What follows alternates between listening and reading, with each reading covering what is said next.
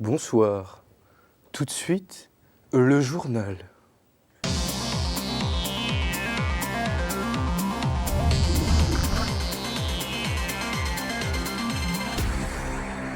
Étudiantes, étudiants, bonsoir. Il est 20h, bienvenue dans le 3e JT de WTE. Nous sommes toujours en direct, vous êtes de plus en plus nombreux à nous suivre. N'oubliez pas de réagir sur les réseaux sociaux avec l'hashtag JTWTE. Sans transition, les infos décalées.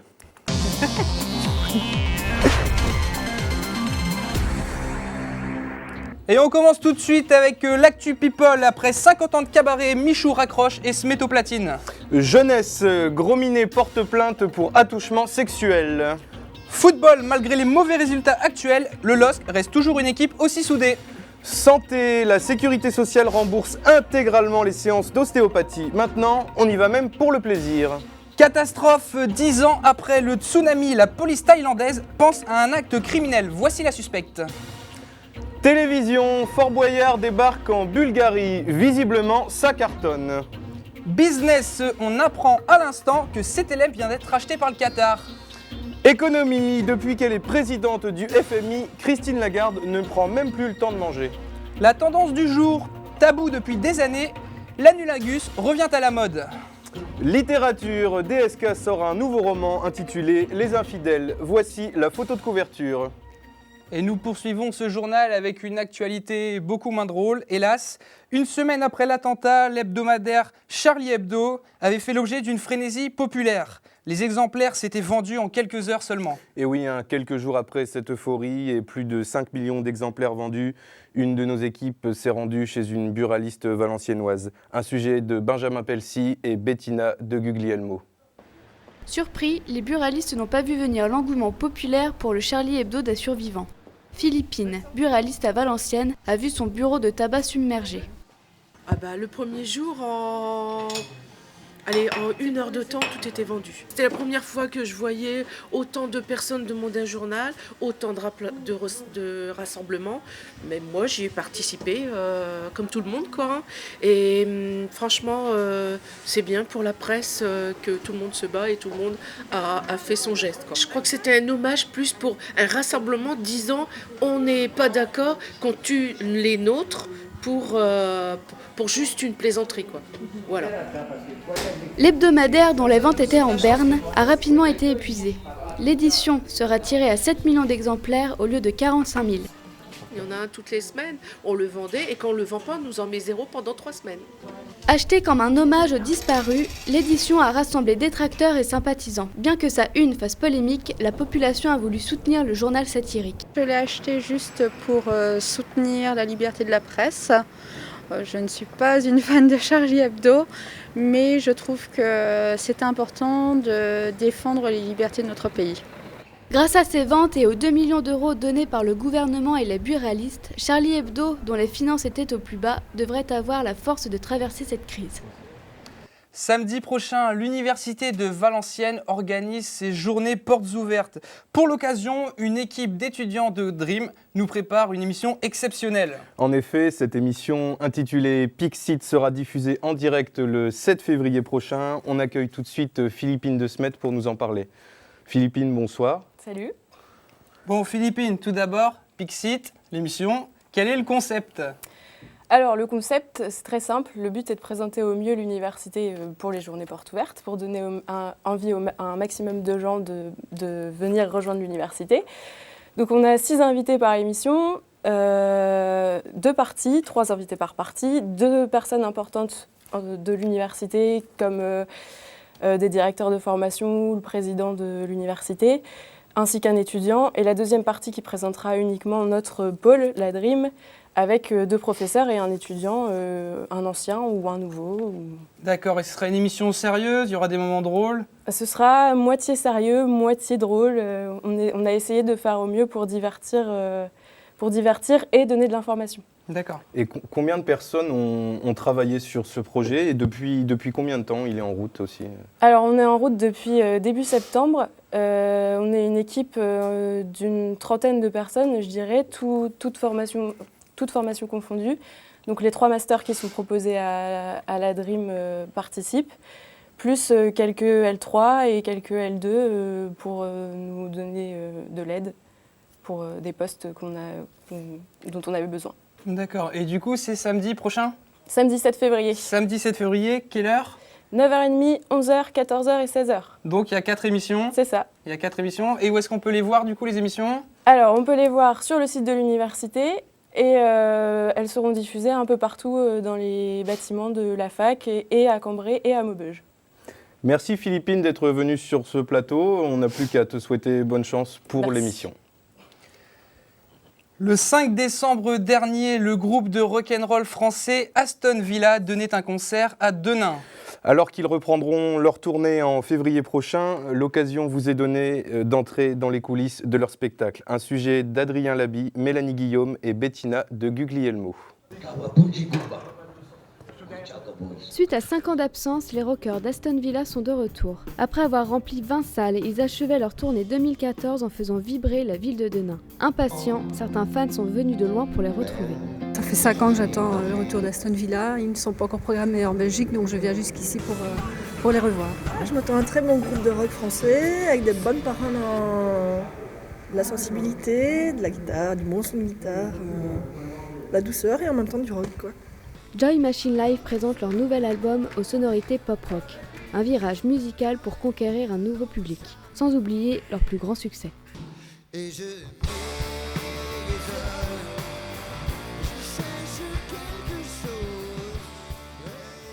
faisait longtemps qu'on n'était pas revenu sur scène et donc c'était des retrouvailles très chaleureuses qui ont manqué de part et d'autre et au public et à nous, parce qu'on a trouvé des sensations plutôt agréables et vraiment on s'est bien marré là pendant ces 20 dates. Malgré une longue absence et un style renouvelé, la ferveur des fans d'Aston Villa reste entière. Ils seront nombreux à attendre leur prochain passage sur une scène du Nord. Passons tout de suite à votre rubrique sport.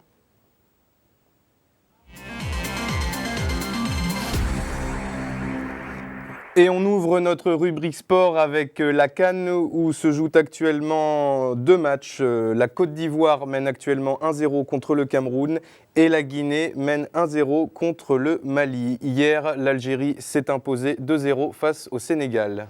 On enchaîne tout de suite avec le mondial de handball.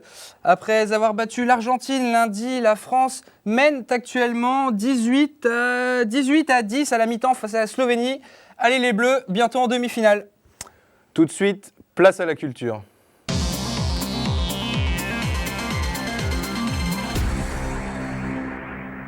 Donc comme tous les soirs, vous trouverez dans votre JT les informations culturelles disponibles dans le valenciennois.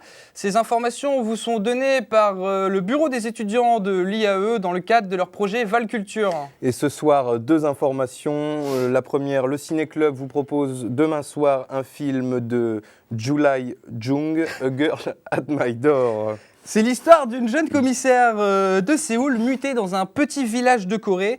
On regarde tout de suite un extrait.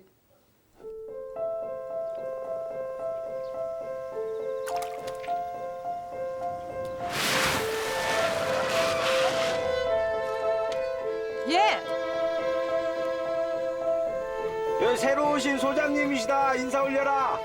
소천의 미인이시구만. 눈치가 빤해서 누가 조금이라도 튀는 게 보인다. 이런 데서 말라는 거 눈 깜짝할 사이야. 조심해. 나한테 할 말 있어? 착 달라붙어갖고 그냥 꼭 지 애매 같다 한 게.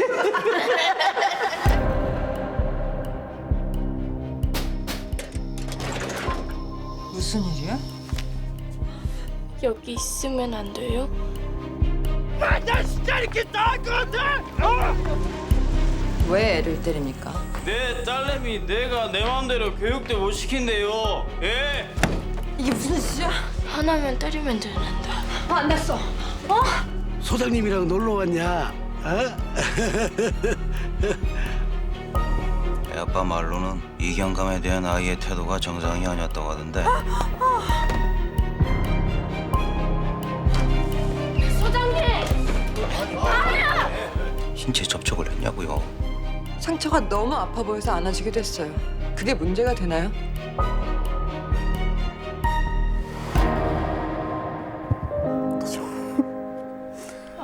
La deuxième information, dimanche soir, l'hypnotiseur Mesmer, qui est actuellement en tournée dans toute la France, se produira au Pasino de Saint-Amand. Je vous propose de découvrir la bande-annonce de son spectacle.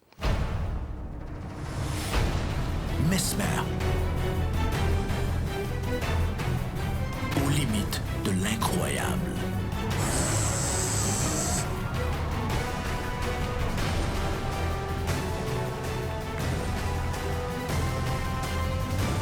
Délirant et renversant.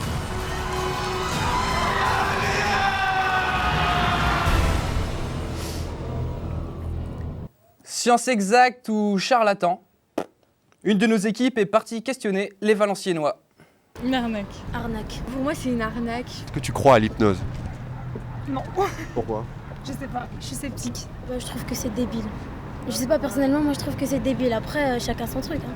Enfin, c'est pas possible, je pense pas. Je ne sais pas exactement ce que c'est alors. C'est contrôler le cerveau de l'autre personne. L'hypnose, c'est quelqu'un qui a une force de caractère et qui arrive à endormir des gens. Ça paraît invraisemblable et pourtant, il y réussit. Il y a peut-être du vrai, mais bon, je pense qu'il y a aussi les personnes qui sont plus ou moins influençables. C'est pas une science parce que c'est pas prouvé, mais c'est pas des charlatans non plus. Bon, après, je sais pas, faudrait le vivre peut-être pour y croire, mais moi, j'y crois pas du tout. Mercredi, c'est la sortie en salle du film Into the Wood, le nouveau film de Rob Marshall dans lequel on peut voir Meryl Streep ou encore James Corden ou Emily Blunt. Dans ce film, les intrigues de plusieurs contes de fées bien connus se croisent afin d'explorer les désirs, les rêves et les quêtes de tous les personnages. Je vous propose de regarder tout de suite la bande-annonce. I wish. I wish. I wish. I wish. You wish to have the curse reversed? Go to the wood and bring me back a cow as white as milk. These beans carry magic. The cape as red as blood. Oh dear, how uneasy I feel.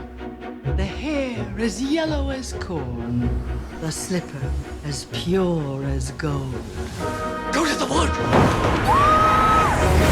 Into the woods without delay, but careful not to lose the way.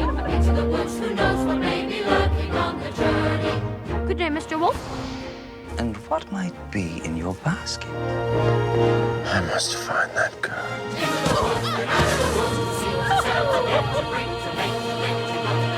All will come to a happy end. Not always. Princes and castles. Why would you run away?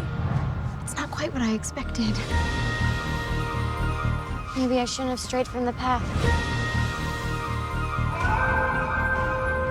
Don't you know what's out there in the world?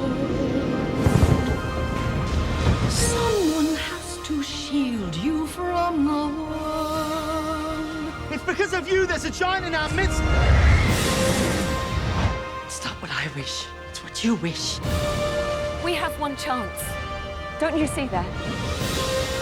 If we're gonna get through this, we're gonna do it together. If you love me, why did you stray? I was raised to be charming, not sincere.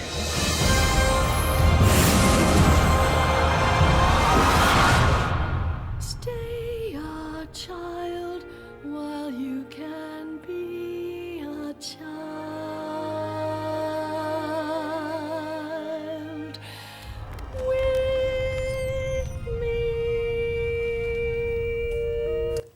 Quel temps fera-t-il demain? C'est la question que...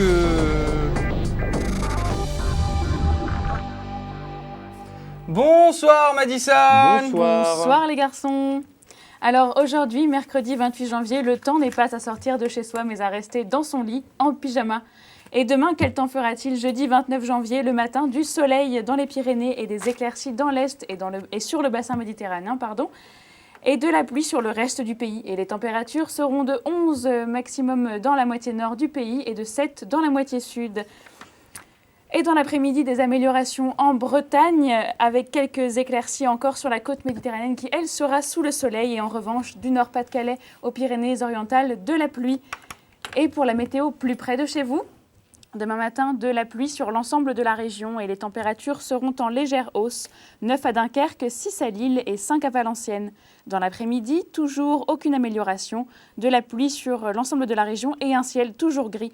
Côté Mercure, ça reste constant. On perd quelques degrés sur la côte d'Opale avec 8 à Calais et à l'intérieur des terres, on approche timidement de 10 avec 9 à Lille et 8 à Valenciennes. À demain pour de nouvelles prévisions et surtout passez une bonne soirée sur WTE.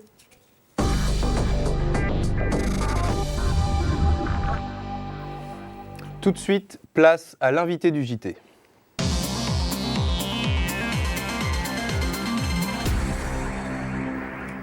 De Mimi à Grincheux, en passant par Grognon ou encore Connard, vous pouvez l'appeler comme vous voulez. Il a 55 ans et plus beaucoup de cheveux. Désolé. Il nous vient tout droit de Belgique. Son livre « Mieux vaut être belge et complexé que français et déprimé » est un véritable succès. Dominique Watrin, bonsoir. Bonsoir les amis. Les amis, tout de suite, ambiance. Nous, on veut commencer, parce qu'on est fan de la Belgique, ouais. On veut commencer avec les différents accents belges. Parce que les gens qui nous regardent, ils sont peut-être pas au courant, mais en Belgique, il y a plusieurs accents. Un cours d'accent belge. Un cours d'accent belge. Une courte leçon d'accent belge. Votre élève. L'accent, vous connaissez, c'est l'accent bruxellois. Non mais ça va aller, fieu. Ça, c'est l'accent bruxellois. Et vous croyez que tout ce qu'on parle comme ça. Alors, je vais vous faire un petit cours de géographie. Vous avez Liège au-dessus, où on parle en traînant l'accent. Donc, on parle... Comment ça va, les toi, s'il te plaît? Tu vois, ouf, comment est-ce que ça va? Ça, c'est liégeois. Au milieu, Charleroi. Là, on inverse des accents. Donc, par exemple, le « et » devient « et » et le « et » devient « et » le « et » devient « et ». Donc, on inverse les deux et les « i » deviennent « et ». Donc, ça veut dire « Kevin, s'il te plaît, viens ici ». Original. Ça, c'est original. On ne comprend pas grand-chose. Par exemple, ici se dit « essai ». Essai. On est bien essai. Kevin, bien se dit Kevin. Kevin. Voilà. Kevin. Il est bon. Hein. Et s'il te plaît, s'il te plaît. Kevin VSS, s'il te plaît. Vas-y. Voilà. Kevin VSS, s'il te plaît. Donc ça, c'est le mieux. Et puis alors, vous avez l'accent qui est plus proche de chez vous. C'est la Wallonie picarde, où on met des A et des O tout le temps. Donc, le tissu. Le tissu. On parle souvent pas le tissu. Il se fout de notre gueule. Ouais, voilà. Bon. Les 4 accents belges en caricaturant. Soyons sérieux, Dominique. On va revenir sur ta vie parce que tu as un parcours un petit peu atypique. On pourrait parler de la vie de quelqu'un d'autre. Tu es là, on va en profiter. Tu es actuellement humoriste, mais tu n'as pas toujours été humoriste. Non. Tu as fait des études de journalisme en presse écrite. J'ai fait des études de journalisme, de tout le journalisme en Belgique, c'est des études globales. Donc on fait journalisme, presse écrite, presse parlée et presse télévisée. Et moi, je me suis spécialisé après en bossant en journalisme écrit. Donc j'ai fait de la presse écrite pendant quelques années, 6 ans exactement, dans un grand quotidien belge qui s'appelle Le Soir. Long blanc, je vous écoute. Il nous taquine. Non mais Clément, vas-y, je t'en prie, enchaîne. Ah mais j'enchaîne. Et donc, tu as fait des... T'es parti en Afrique. Tu nous as dit tout à l'heure que t'es parti en Afrique. Exact, oui. Donc, et ça, t'es parti où alors? Donc je suis parti à Yaoundé. Donc ça c'est après ma première page de carrière. Tu galères un peu, non, ça va? Non, ça va. Ça va, tranquille. Donc ma première page de carrière, c'était la presse écrite. Ma deuxième page, c'était l'Afrique. Je suis allé à Yaoundé pendant quelques années. J'ai travaillé comme expert en communication pour les Nations Unies. Ça, c'était la partie sérieuse de ma carrière. Et puis j'ai arrêté le sérieux là et je me suis lancé dans tout le travail d'humour et d'écriture. Voilà. Donc Yaoundé, pour les champions de géographie, c'est au Cameroun? Oui. À l'époque, pas mauvais. patrie de Yannick Noah.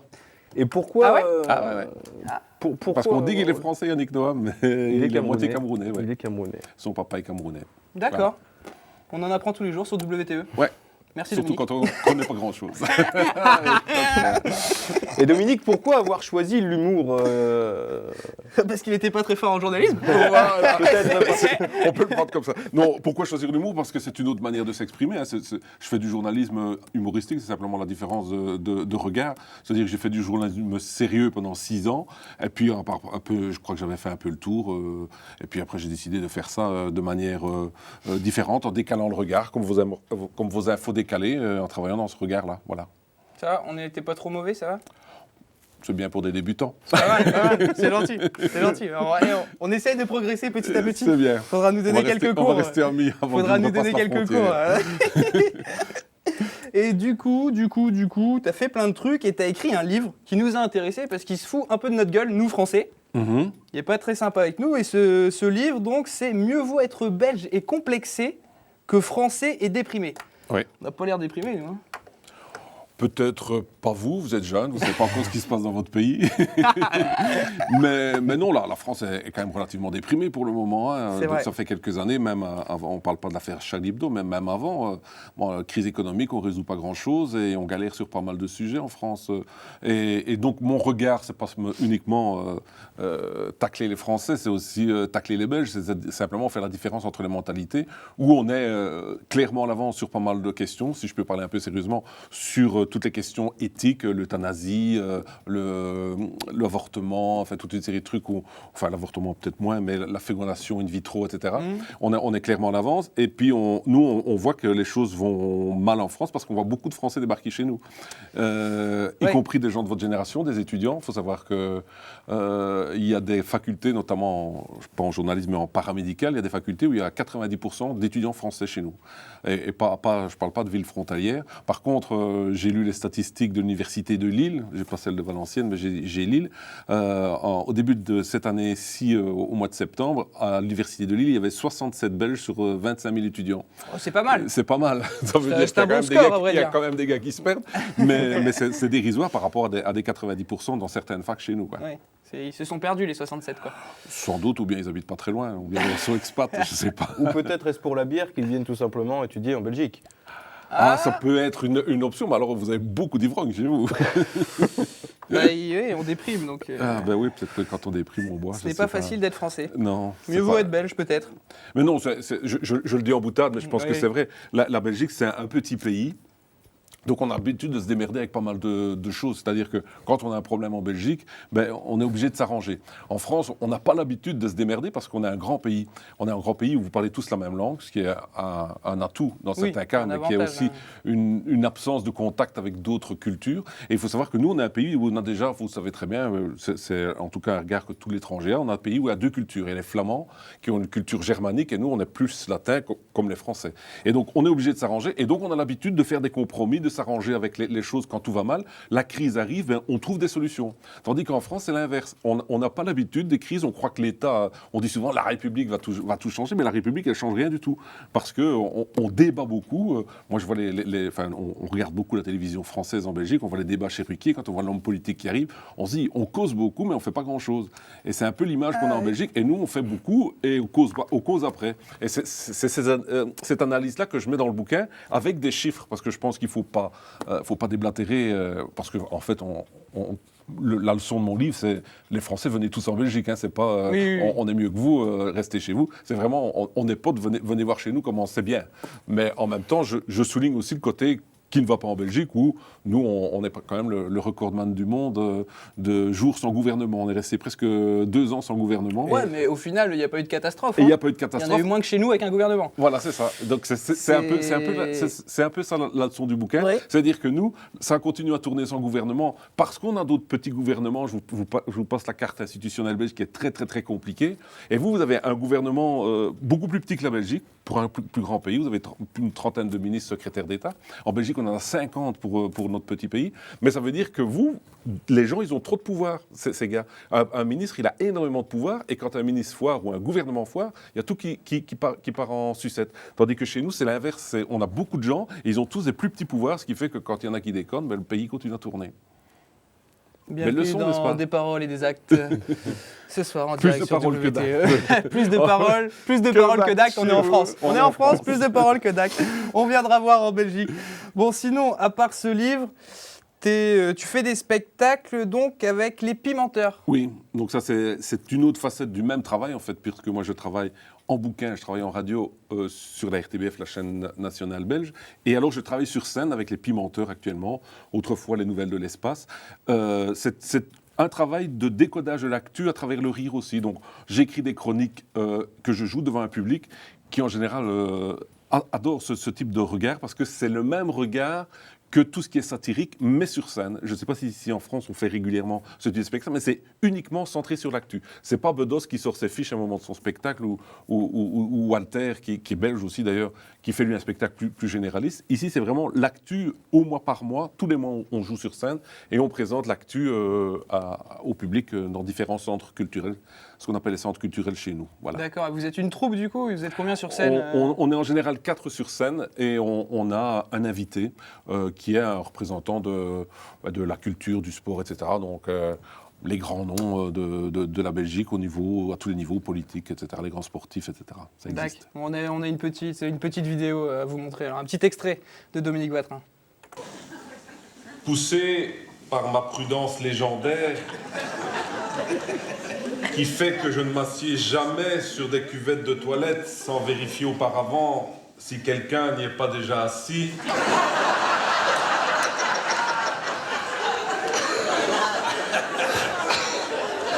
C'est une question d'hygiène. Les pimenteurs. Ça, et donc c'est tous les samedis soirs Non, c'est un samedi par mois. Un samedi soir par mois. Il y a tout l'agenda de mon site permet de retrouver les rendez-vous en général, s'il est à jour. Voilà. Parce que on l'a visité le site, il est sympa. Je ne sais pas si tu peux donner l'adresse. Oui, c'est www.dominique-normal, pas un underscore, -normal, Watrin, WATRIN.be, puisque c'est la Belgique. Et il déchire le site. On a été le visiter, on s'est marré. C'est très très marrant. Sinon, prochainement, un nouveau bouquin, tu es en écriture là, c'est ça? Un nouveau bouquin, non, il est déjà terminé. Il est fini? En bouquin, oui. En bouquin, je travaille à une année de décalage. Donc le prochain bouquin sort, la date officielle, c'est le 7 mai en Belgique. Donc c'est un condensé de chroniques qui s'appelle Ma voisine Fernande et moi. Donc en chronique radio, ce sont essentiellement des chroniques radio que j'ai jouées sur les antennes de la RTBF. Et ce sont donc, c'est le prisme de ma vieille voisine qui voit l'actualité avec ses yeux de vieille dame bien belge, bien campagnarde, bien arriérée, et ça fait rire beaucoup de monde. Et donc on m'a demandé, j'ai accepté évidemment avec beaucoup de plaisir, de remettre tout ça en un recueil. Bien belge. Bien belge. Bien belge, bien arriéré. Ah ouais, c'est bien belge, très belge. Bien, très belge. Et du coup, il y a aussi un bouquin pour les enfants. Si je me trompe pas. Oui, donc j'ai écrit plusieurs bouquins pour les enfants, c'est un tout petit peu plus ancien. Là aussi, j'ai un bouquin qui va être édité, en tout cas qui est en attente d'éditeur pour le moment. Donc le dernier bouquin, c'est un bouquin qui avait été édité à Montréal, donc qui s'appelait Bill Chocotte, le héros qui avait peur. Donc c'est un bouquin pour enfants où j'inverse. Donc c'est le héros, c'est celui qui a l'air méchant, et le méchant, c'est celui qui a l'air gentil. J'ai switché les deux et c'est très très très très sympa pour les gosses. Bonne idée. Ouais. Est-ce que tu pourrais nous expliquer quelle est la différence entre l'humour français et l'humour belge? Parce que nous, ici en France, l'humour belge, on ne comprend pas toujours. Et pourtant, ils font succès maintenant. Les Belges, là, ils viennent en France, ils arrivent tous là. C'est vrai qu'on s'est rendu compte qu'on gagnait plus en venant chez vous, donc on a dû faire un peu de pognon. Et donc, non, il n'y a pas que des différences, il y a des similitudes. Je vais dire que l'humour belge... On va revenir sur ce que j'ai dit précédemment, c'est qu'on a une double culture en Belgique. Donc, on a la culture germanophone et la culture latine. Et donc, on a un peu un humour bâtard. C'est-à-dire qu'on va puiser dans l'humour, même anglo-saxon, Monty Python, tout ça, l'absurdité. Et puis, on va également chercher le verbe, je veux dire, le parler de l'humour plus français. Et alors, on a un regard décalé quand vous voyez des mecs comme François Damiens, qui est venu chez vous très récemment, qui tournait depuis très, très, très longtemps en Belgique. Mais je me rends compte que quand on a l'habitude de cette culture-là, Et quand on voit qu'un public français découvre ça, maintenant les jeunes de votre génération le connaissent beaucoup, et même beaucoup mieux que moi je dirais, on se rend compte qu'il y a une espèce de choc. Les gens se disent mais il est vraiment malade ce type. Et c'est un peu ce qu'on a tous quand on débarque ici, c'est dire mais qu'est-ce qu'il veut dire ce con-là? Et alors quand on s'habitue au personnage et rien que de le voir rentrer sur scène, on rit, enfin sur scène ou en télé, on rit déjà parce qu'on sait qu'il y avait une connerie qui va sortir. Et tous ces mecs, dans tous les secteurs, on a parlé de Walter, maintenant il y a en radio, on a Alex Vizorek, etc. Le succès, c'est lié à ce décalage qui n'existe pas en France, parce qu'on a un humour beaucoup plus conventionnel en France, je suis désolé de le dire, mais on est moins fou. Et quand cette bande de tarés qu'on est tous, parce qu'on se connaît tous, on travaille tous ensemble, même chose Virginie Hoc, qui est un jour débarqué chez vous, qui est également la même génération que tous ces gens-là, ce sont tous des gens qui ont travaillé en Belgique et qui ont cette mentalité bien belge. Bien belge. Très belge. Dominique Watrin, merci d'être venu nous voir Merci soir de m'avoir sur le accueilli. journal de WTE. Demain, nous recevrons 2 hockeyeurs de l'équipe de Valenciennes.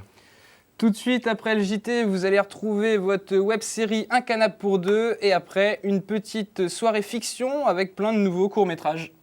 Quant à nous, on se retrouve demain, même lieu, même heure. Ciao, bonne soirée!